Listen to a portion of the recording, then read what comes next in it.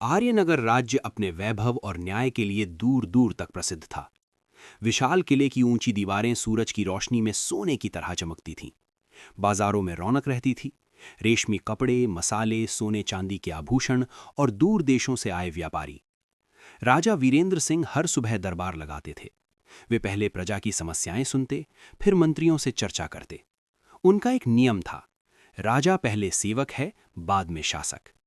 लेकिन उस दिन सुबह दरबार शुरू होने से पहले ही महल में अफरा तफरी मच गई। मुख्य कोषाध्यक्ष घबराए हुए दौड़ते आए।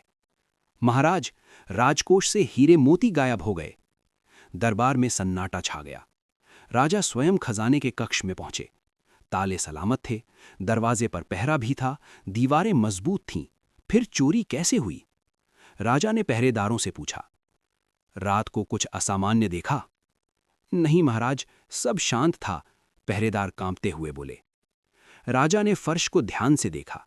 कोई पदचिन्ह नहीं, खिड़कियां बंद, दीवारें अटूट। ये साधारण चोर नहीं, राजा ने धीमे स्वर में कहा। 3 दिन बाद शहर के सबसे धनी व्यापारी के घर भी चोरी हुई, फिर प्रधानमंत्री के यहां। हर बार एक समान बात, कोई निशान नहीं, और हर बार एक पर्ची। अन्याय का धन सुरक्षित नहीं रहता। अब ये केवल चोरी नहीं थी, ये एक संदेश था। नगर में एक नाम गूंजने लगा, चतुर चोर। राजा के मन में पहली बार चुनौती का भाव जागा। यदि कोई मेरे राज्य में इतना निडर है तो मैं भी चुप नहीं बैठूंगा। दरबार में मंत्रियों के चेहरे पर भय था। कुछ मंत्री फुसफुसा रहे थे, महाराज की प्रतिष्ठा पर प्रश्न उठ रहा है। राजा ने कड़ा आदेश दिया, आज से महल की सुरक्षा दोगुनी की जाए। लेकिन उसी रात फिर चोरी हुई। इस बार राजमहल के अतिथि कक्ष से एक बहुमूल्य तलवार गायब थी, वो तलवार जो पीढ़ियों से राजवंश की शान थी। सुबह राजा को एक पर्ची मिली, तलवार से पहले न्याय तेज होना चाहिए। राजा क्रोधित नहीं हुए, वे सोच में डूब गए। उन्होंने एक योजना बनाई।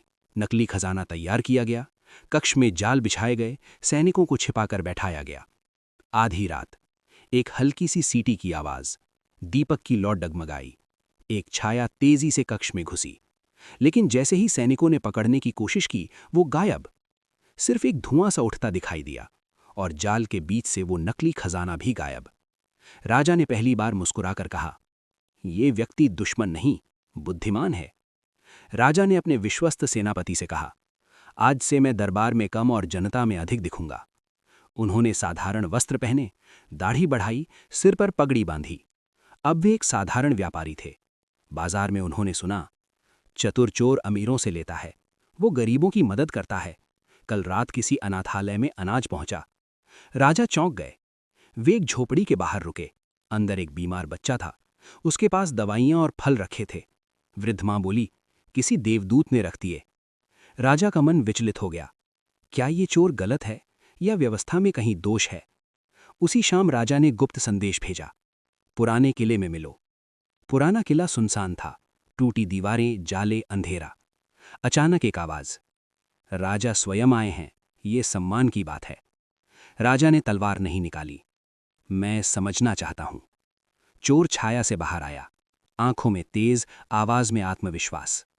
आप न्यायप्रिय हैं, उसने कहा, पर आपके नीचे बैठे लोग नहीं। उसने नाम बताए, रिश्वत के सबूत दिखाए, अत्यधिक करों का हिसाब बताया। राजा स्तब्ध थे। यदि ये सच है तो मैं सुधार करूंगा। चूर बोला, मैं प्रतीक्षा करूंगा। राजा ने गुप्त जांच करवाई। कुछ मंत्री दोषी पाए गए, एक सेनाधिकारी भी। दरबार में सार्वजनिक रूप से सजा दी गई। जनता खुश हुई। लेकिन उसी रात फिर चोरी हुई। इस बार चोर ने लिखा, व्यवस्था बदलना एक दिन का काम नहीं। राजा समझ गए, ये संघर्ष लंबा है। उन्होंने चोर को पकड़ने की नहीं, सहयोग की योजना बनाई। राजा ने घोषणा की कि राजकोष का सबसे बड़ा हीरा प्रदर्शन के लिए रखा जाएगा। ये जाल था, लेकिन इस बार जाल पकड़ने का नहीं, परखने का था। रात को चोर आया, हीरा उठाया। राजा सामने आए। मैं जानता था तुम आओगे। चोर ने तलवार निकाली। राजा ने हथियार नीचे रख दिया। मैं लड़ने नहीं आया। दोनों की आंखें मिली। राजा बोले, तुम्हारी बुद्धि राज्य को चाहिए। चोर पहली बार चुप हो गया। चोर ने अपना नाम बताया, आर्यन। वो पूर्व सैनिक था, उसके पिता एक किसान थे। मंत्री की रिश्वतखोरी के कारण उसकी जमीन छिन गई। मैंने बदला लिया, उसने कहा। राजा ने कहा, बदला आग है, सुधार प्रकाश, राजा ने प्रस्ताव रखा। मेरे साथ चलो, आर्यन ने पूछा। विश्वास कर सकते हैं मुझ पर? राजा मुस्कुराए। मैंने पहले ही कर लिया। आर्यनगढ़ में अब गुप्तचर तंत्र मजबूत हुआ। आर्यन अब छाया नहीं था, वो राजा की छाया बन गया। दोनों रात में भेष बदलकर नगर घूमते, लोगों की बातें सुनते, शिकायतें नोट करते। राज्य में नई नीतियां बनी, कर कम किए गए, न्यायालय तेज हुए, भ्रष्टाचार पर कड़ा दंड। कुछ वर्षों बाद आर्यनगढ़ सबसे आदर्श राज्य बन गया। एक शाम राजा ने आर्यन से कहा, यदि तुम चोरी न करते तो शायद मुझे सच्चाई पता न चलती। आर्यन बोला, और यदि आप सुनते नहीं तो मैं अपराधी ही रहता। दोनों हंसे, और इतिहास ने लिखा, एक चतुर चोर और एक सच्चे राजा ने मिलकर राज्य को बदला।